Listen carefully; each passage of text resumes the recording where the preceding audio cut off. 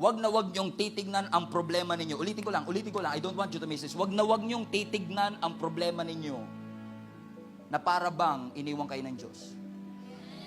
Wag na wag niyo pong titignan ang problema ninyo na para bang hindi naging tapat ang Panginoon sa atin. Wag na wag nating titignan ang mga closed doors ng buhay natin na para bang hindi kayang gawin ng Diyos yung dati niya nang ginagawa sa atin. Kasi ang katotohanan, may mga chances at may mga pagkakataon pa nga sa buhay natin na minsan si Lord pa ang nag-orchestrate ng challenges. Ilalagay niya talaga sa harap natin.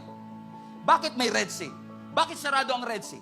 Bakit sarado ang Jordan River? Kasi kapag yung Red Sea bumukas, kapag yung Jordan River bumukas, makikita ng lahat ng kanilang mga kaaway na ang kamay ng Diyos ay nasa kanila.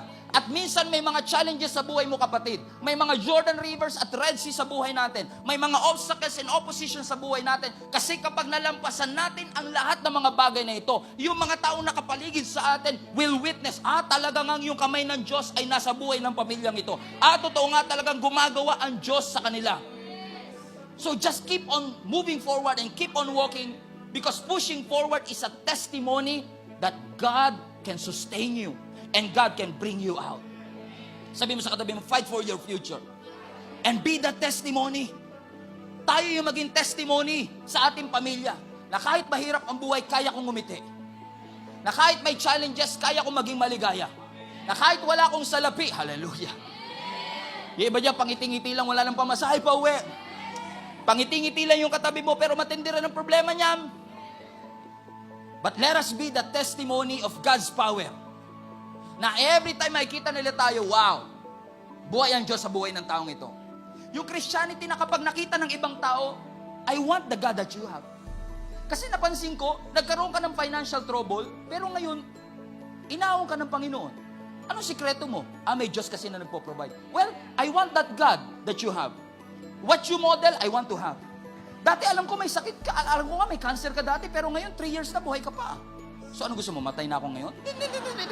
Kasi sinasabi ko lang is that, ano sikreto? Bakit hanggang ngayon buhay ka pa? Well, hindi ko alam, pero alam ko ang Diyos ang nagpapagaling sa akin. Ang Diyos ang nagsusustain sa akin. So kung yung Diyos mo nagpapagaling ng cancer, I want that God.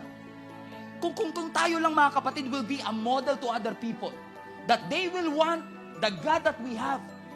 Wow, this world is a better place. This world will become a better place. Kahit may obstacle, nalalampasan natin. Minsan inaalaw ng Diyos yung obstacle para maging testimony mo in the future. Minsan inaalaw ng Diyos yung mga challenges para gamitin ng Diyos para kapag tinignan ka na ibang tao, sasabihin nila, gusto ko rin yung Diyos na meron ka. Kasi ikaw nga tinulungan ka niya makalampas sa problema na yan. Alam ko tutulungan din ako ng Panginoon makalampas dyan.